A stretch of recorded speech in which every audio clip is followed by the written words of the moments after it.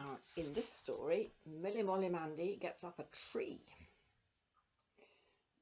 Once upon a time, Milly Molly Mandy saw a ladder leaning against the branch of a tree just past the duck pond at the corner of the village. It was a nice long ladder, and a nice big branch, and a nice green spreading tree, and Milly Molly Mandy thought how nice to climb up the ladder and sit on the branch in the spreading tree and see how much she could see up there. So she climbed the ladder very carefully, and then she sat on the branch with the green leaves tickling her legs and flipping up and down on her hat. It was such a nice place. She could see right down the village street as far as the crossroads, where the red bus was just passing. And she could see right up the white road with the hedges each side, as far as the nice white cottage with the thatched roof, where she lived, with father and mother and grandpa and grandma and uncle and auntie. And she could see at one glance the whole of the duck pond, where 3 ducks were waggling their tails and making gabbly sounds in the water with their beaks. Milly Molly Mandy wished she could stay up there all day, and she thought perhaps she'd better be getting down now. But she just waited until a cart had passed, and then she just waited until the grocer's boy had gone out of sight with his basket of groceries, and then she turned carefully to climb down the ladder again. But Milly Molly Mandy had never noticed that the man who left the ladder there had come and fetched it while the cart was rattling past, not dreaming there was anyone up the tree. She only saw that the ladder was absolutely gone. Milly Molly Mandy sat and held on and thought. It had felt so nice being up in the tree while she thought she could get down from it any minute. It was very funny, but it didn't feel a little bit nice directly she found she couldn't. If I shout as loud as ever I can, somebody might hear, thought Milly Molly Mandy. Only I'd have to scream so loud they might think I was in trouble, and I'm not really. I only want to get down. So Milly Molly Mandy held on and thought some more. Somebody's sure to go by soon, thought Milly Molly Mandy, and then I'll ask them please to help me down. So Milly Molly Mandy sat and tried to remember how nice the tree was before she found she couldn't get out of it. And while she was thinking that, she saw a nest on a branch with a little bird peeping out of it. "It's all right, Mrs. Bird," said Milly Molly Mandy. That's my alarm. Gotta go shopping in a minute before the pharmacist shuts. "It's all right, Mrs. Bird," said Milly Molly Mandy. "I won't frighten you. I'm glad you're here to keep me company." And then she saw a little red ladybird on a leaf. "Hello, Mrs. Ladybird," said Milly Molly Mandy. "You don't mind being up in the tree, do you? I expect you like it quite a lot." And somehow the tree seemed nicer again. Presently a horse came slowly clip-clopping along from the crossroads, led by a man, and they walked down the village street, and Milly Molly Mandy got all ready to call out politely as soon as they came near enough. But the man turned off by the forge, and the horse clip-clopped after him to have some new shoes put on.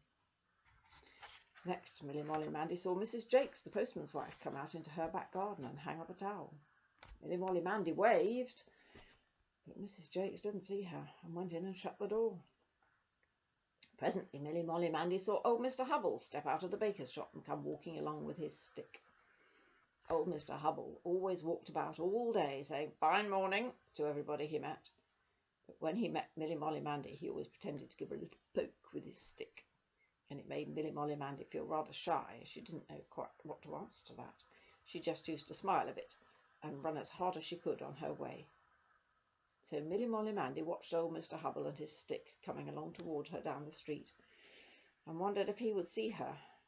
And when he didn't, she suddenly felt shy, thinking of his stick, and didn't want to call out as he went past.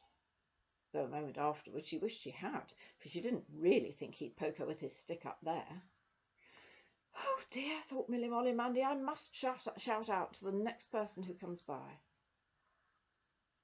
The next person who came in sight was a little girl in a white muslin frock who went into Miss Muggins's shop.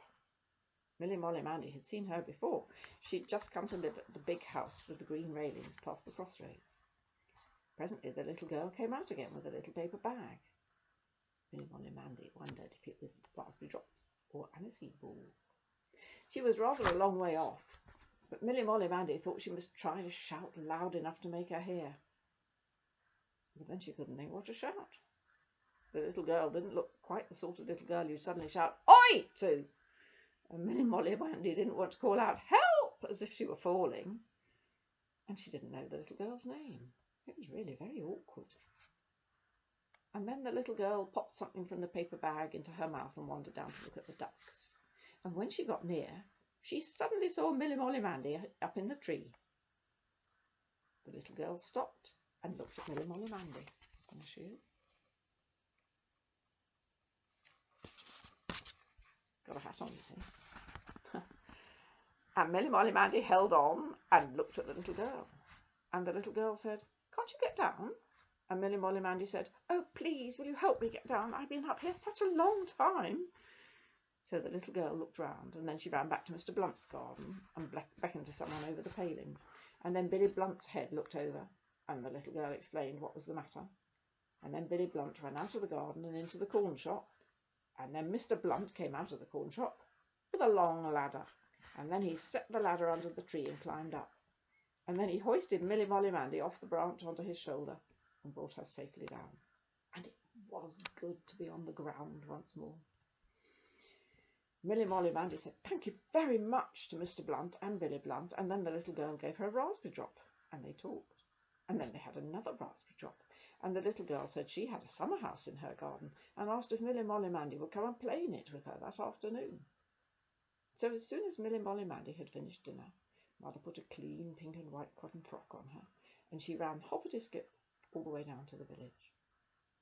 And MillyMollyMandy felt very glad indeed that she hadn't called out sooner, or she might never have been invited to play with the little girl at the big house with the iron railing.